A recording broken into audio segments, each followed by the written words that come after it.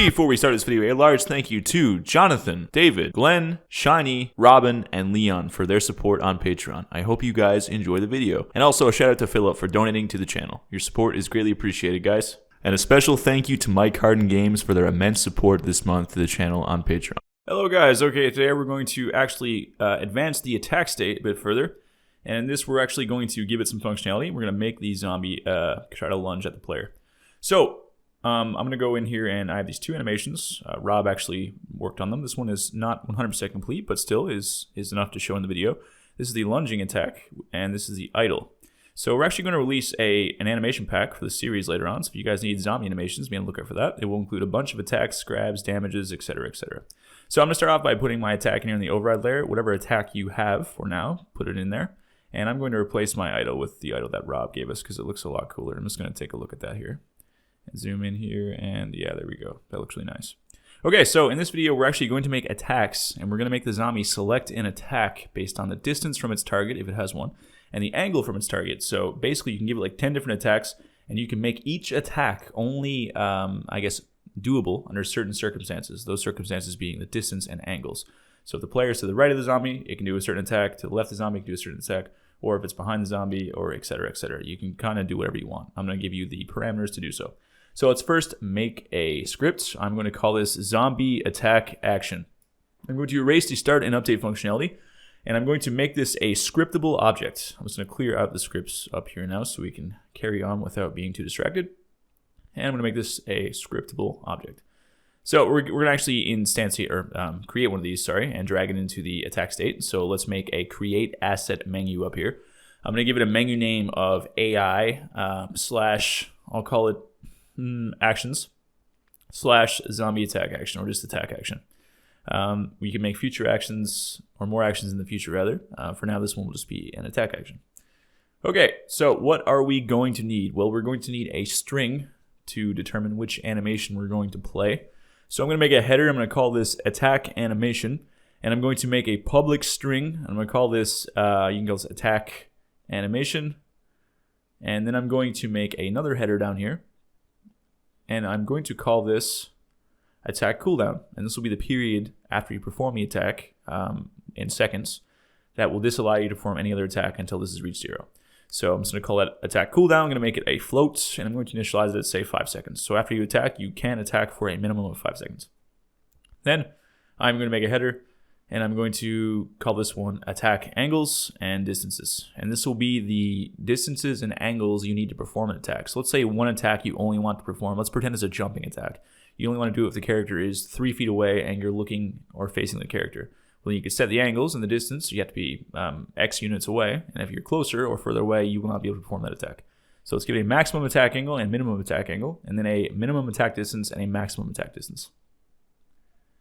And then I'm just going to write some comments here so it's very clear when we come back, if it's not clear enough right now, what all this does. So up here on the attack cooldown, I'm going to say the time before an enemy, and actually not going to say enemy, I'm going to say the zombie can perform another attack. And if you wanted to, you could even put in brackets here after this one has been performed. So I'm just going to do that. I'm just going to say after performing this attack. And now down here on the attack angles and distances, on the maximum attack angle, I'm going to make a comment saying the maximum angle of sight needed to perform this attack. I'm saying this because there's going to be a bunch of these, depending if you have different kinds of attacks. Then I'll say the minimum angle of sight needed to perform this attack. And then down here on the minimum attack distance, I'm going to simply say the minimum distance needed, or actually from the current target, needed to perform this attack.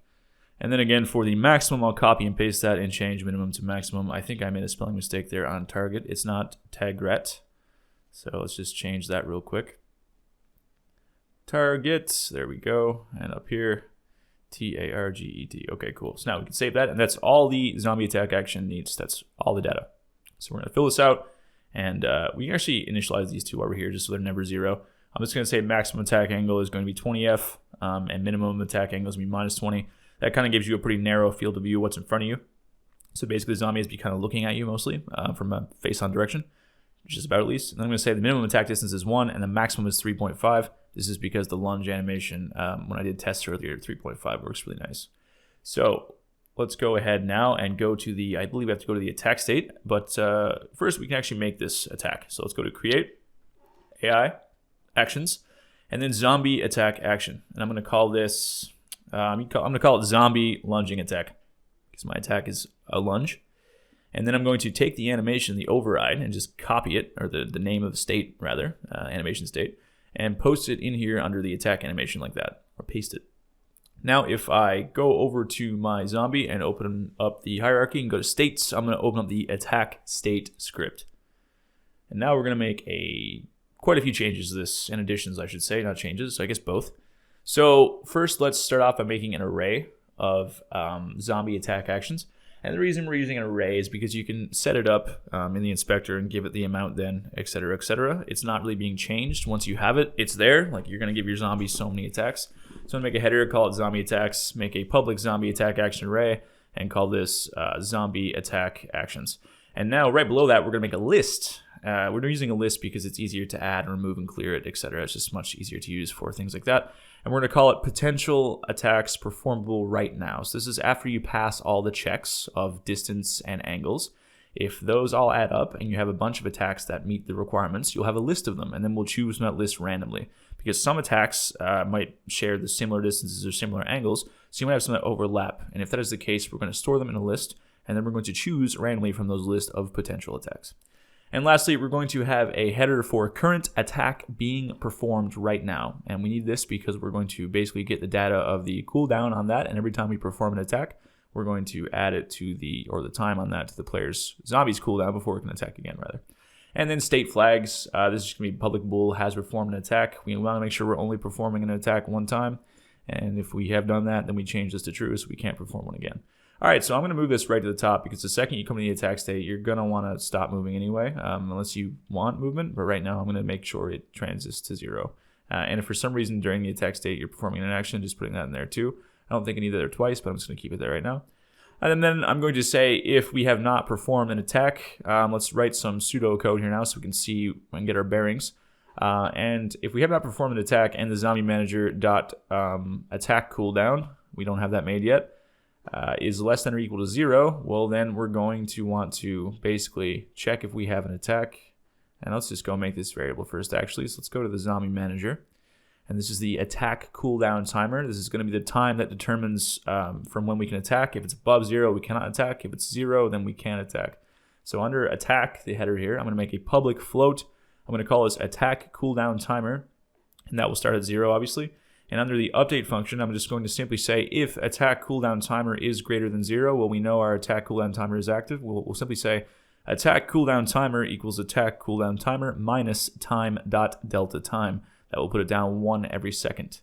Okay, now back into the attack state. If we have not performed an attack and our cooldown timer is giving us the go, we're going to say if current attack is null, we know we need to get a new attack. So if we don't actually have an attack selected yet, then we can't perform it. So we're going to get a new attack, and we're going to write some functionality to determine how to do that. So if we don't have an attack, we're going to say get a new attack based on distance and angle from the current target. Else, if we do have an attack, well, we're going to want to attack our current target. And I think also after that, we're going to want to transit to the pursue target state. So down here, we're going to say if we have performed an attack, we want to reset our state flags upon exit. And then we want to basically just move to the pursue target state, just in case the zombie is further away or we run away and it can get its bearings and chase us again. And if we have not performed an attack yet, we are returning this. We're going back to the top of the attack state, and we should try to perform an attack again. You always want to have it so you can perform one attack. So make sure there's enough attacks in your zombies' attack actions where they can perform it if they're really close. Well, at least really close, ideally really far too. Next, I'm going to say private void get new attack. And this is going to select an attack based on distance. And to elaborate what I just said, you want to make sure that you have at least one attack that the zombie can perform, or the state isn't going to work properly. So we're going to say zombie attack actions, dot length. We're making a for loop here. we're going to make a variable called zombie attack action. We're going to call it zombie attack. So it's going to check the whole list of zombie attack actions, the array.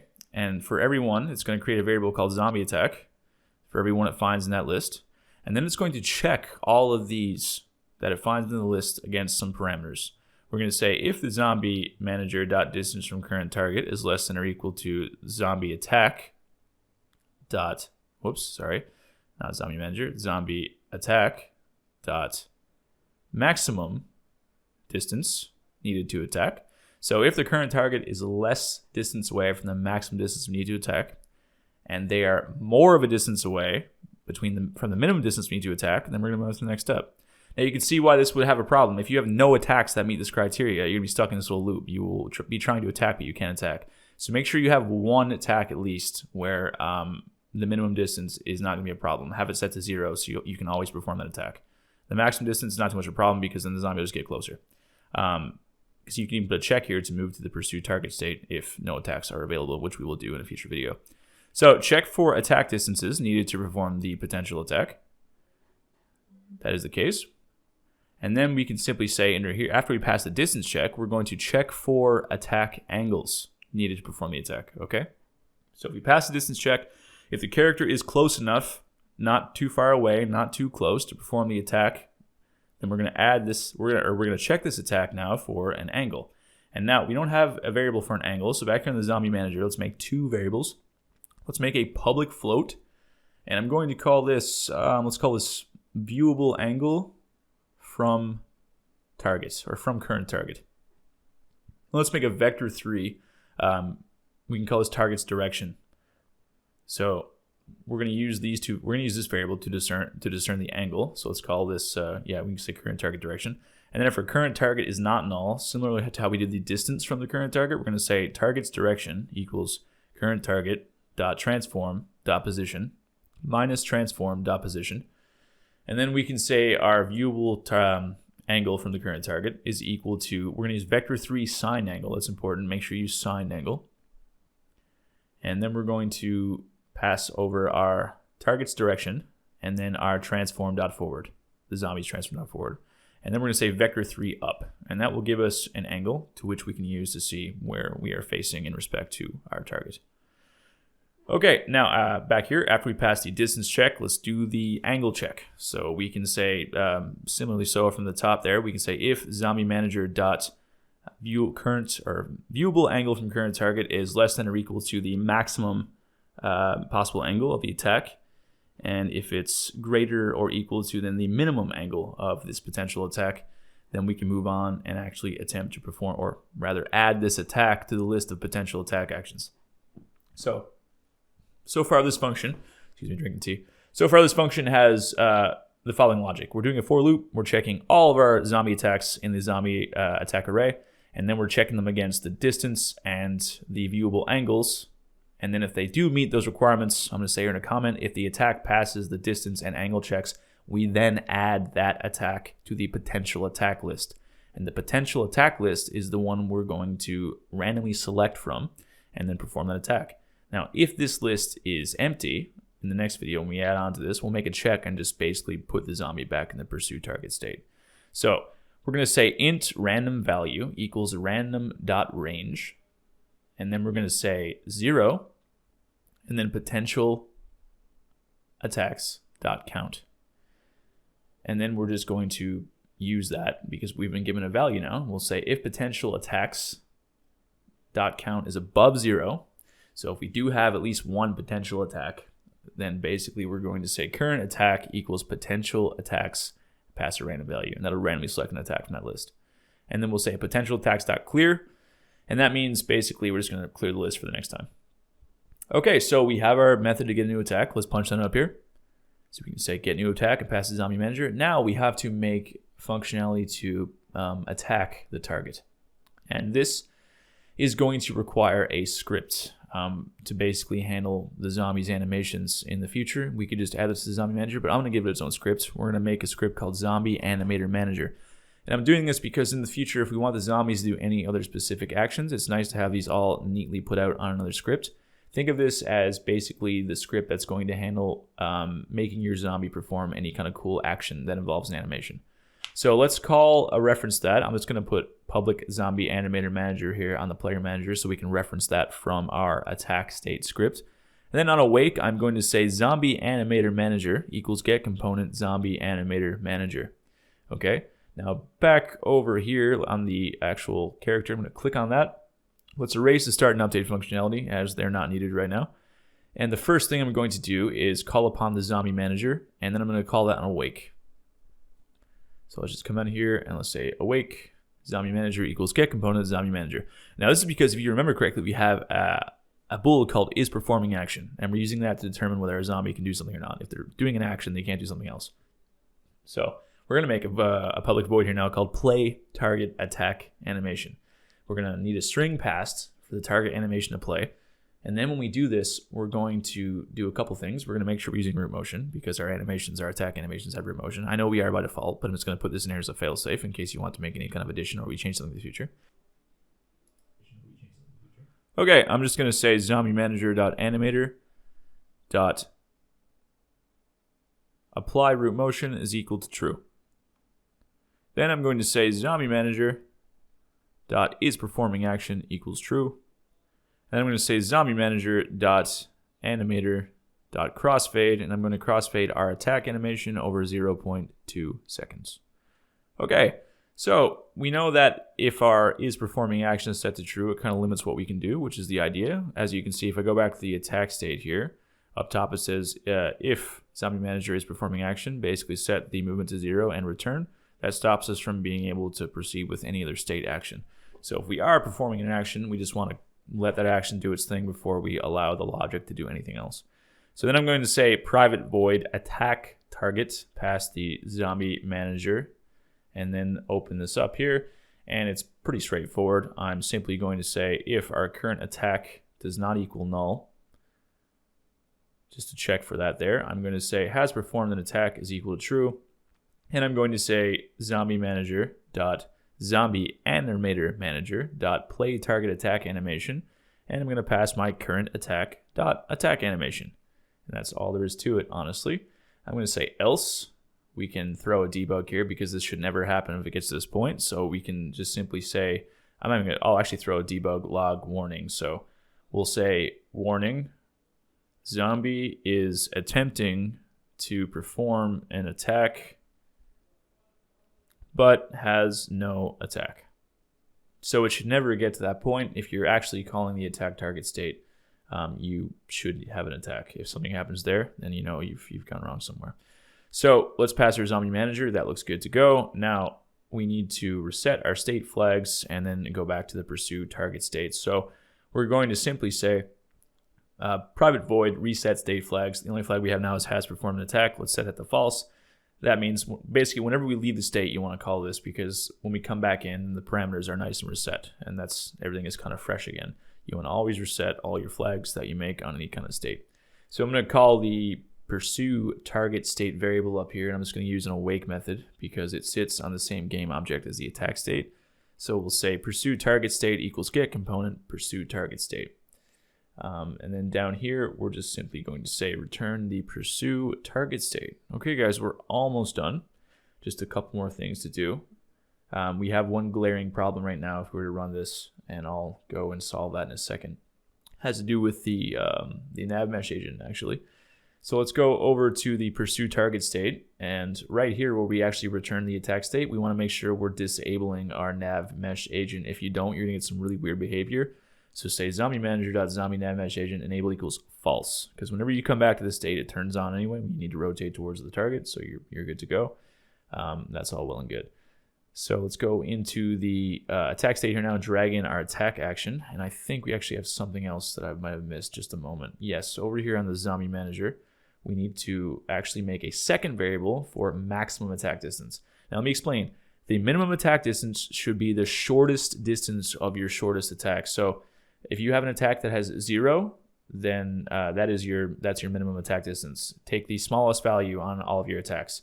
Now the maximum attack distance should be the longest value of all your attacks, because we want to make sure we're gauging our attacks off of these two distances. So if you have one attack that has 6 distance, for example, and everything else has 2 or 3, then use 6 for your maximum, because that means the zombie can be eligible to perform that attack at 6 distance. So I'm just going to put a comment here to clarify. Set this number of your minimum attack distance of the shortest attack. So if you have an attack with 0 and one attack with 1, one attack with 3, then set it to 0. If you have 3 attacks with 0, set it to 0, obviously. Maximum attack distance, if you have one attack with 6, one with 5, one with 3, one with 18, it's 18.